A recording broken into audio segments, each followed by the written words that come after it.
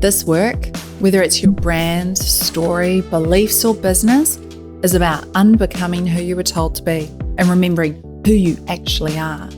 It's about reclaiming your voice, standing in your mana, power, and building a life rooted in your whakapapa, the story of how you belong to everything that came before you and which will come after you. We're not simply building brands on this podcast. We're breaking inherited patterns and rebuilding generations. That is the kind of work you're seeking.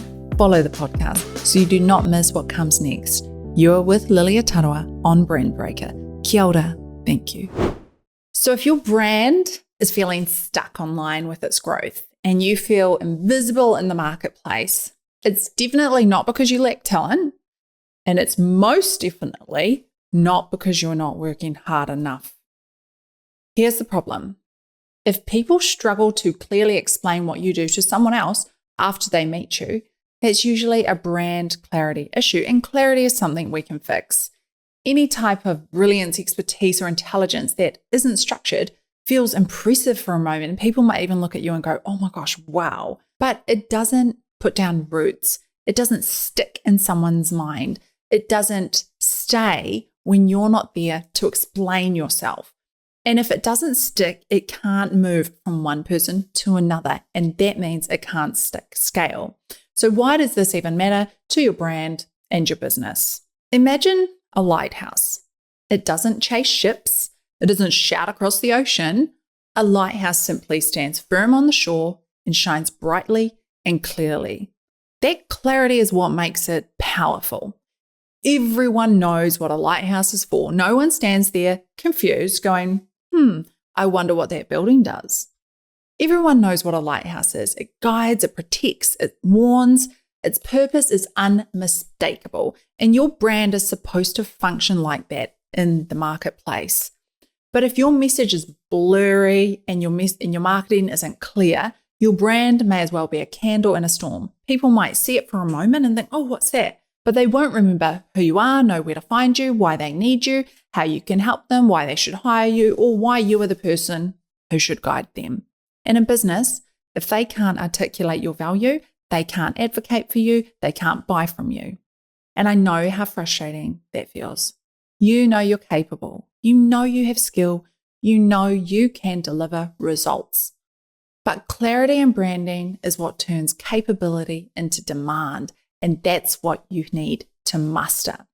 So I'm going to share you a bit of a painful truth that made me into a lighthouse. For a long time in my life, I genuinely believed that excellence would speak for itself.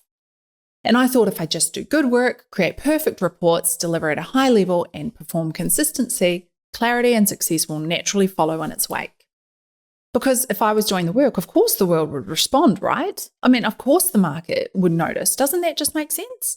Of course the opportunities would find me, right? But they didn't. I was capable. I could lead teams. At the time, I was running a 7-figure business. I could turn profit results around, but I hadn't structured my personal brand. I hadn't structured my story. I hadn't named and stood up for what I believed in. I hadn't drawn a clear line around what I stand for, what I don't stand for, who I help, and how I help them. And without that clarity, my business could only grow so far, but it couldn't scale with power onto global stages. So I made a decision. I leaned into a story that was incredibly hard for me to tell. A story that was painful, that felt exposing, but it was a story that had forged me. It has shaped my personal brand, my understanding of identity. It taught me what it actually takes to deconstruct your entire brand and who you are and who you've been and consciously rebuild every piece of who you are. And I realized something critical for my brand. That story, the one that I wanted to hide because it just felt like a bit too much, that was the very thing that helped me shine. It was what made me a lighthouse in the storm.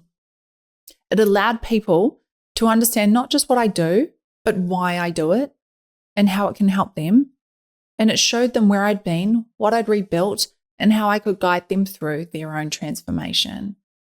So I decided that I was going to stop trying to impress people with performance, and I was going to start using my story to explain who I am in the marketplace and why that matters to my customers. And everything shifted from that point, not because I became more talented, not because I worked harder, but because I became clearer, more precise, more intentional with my brand positioning. I stopped assuming people would know I was a lighthouse, and I started saying it. I started showing them. I moved from hoping my performance would speak for itself to using story clarity to steer the narrative of my brand and my business where I wanted it to go. And this is business and brand leadership.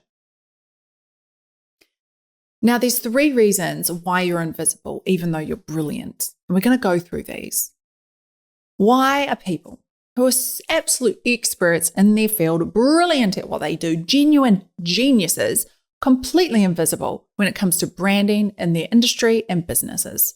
Why do they struggle to scale? Why does the market overlook them? I'm going to give you 3 reasons why this happens.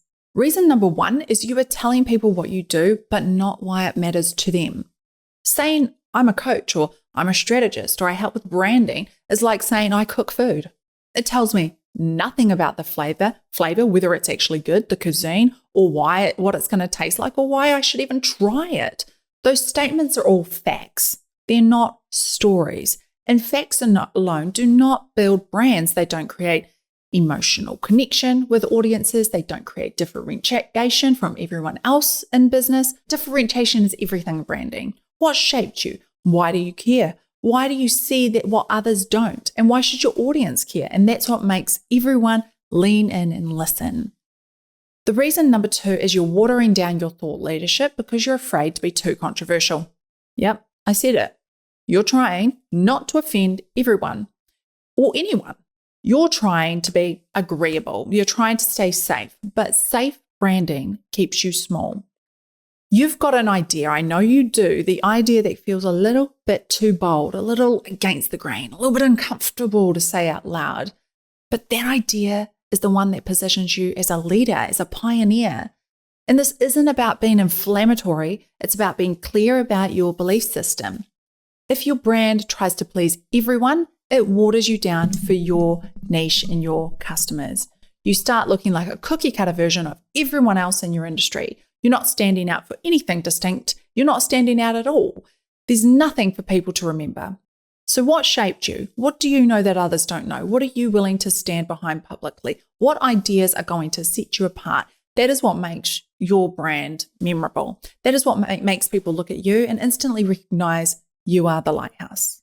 Reason number 3 is you're not using the power of storytelling to communicate your message. Now let's say you're telling people why your work matters. Let's say you're posting strong, powerful thought leadership, but you're presenting it as information instead of transformation. And that's why it won't stick.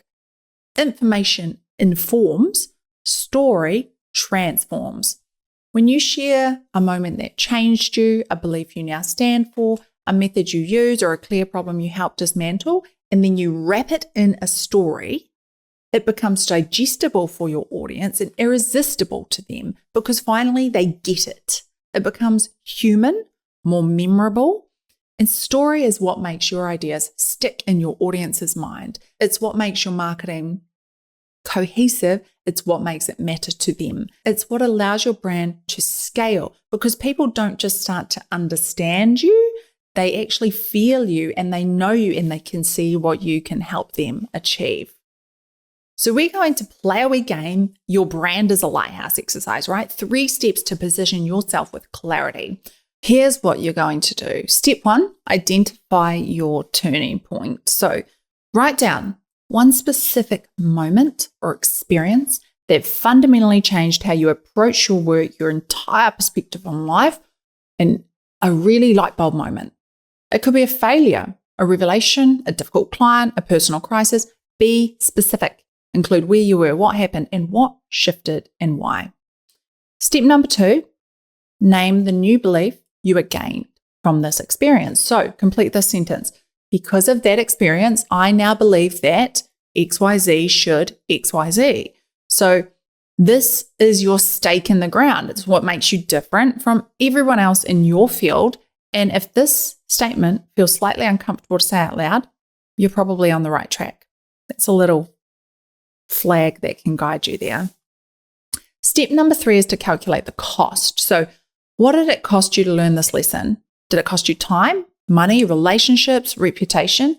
The cost is what makes your message matter. It's what gives it weight and credibility, because you didn't just pick up this information somewhere for free. You earned it. You sacrificed for it.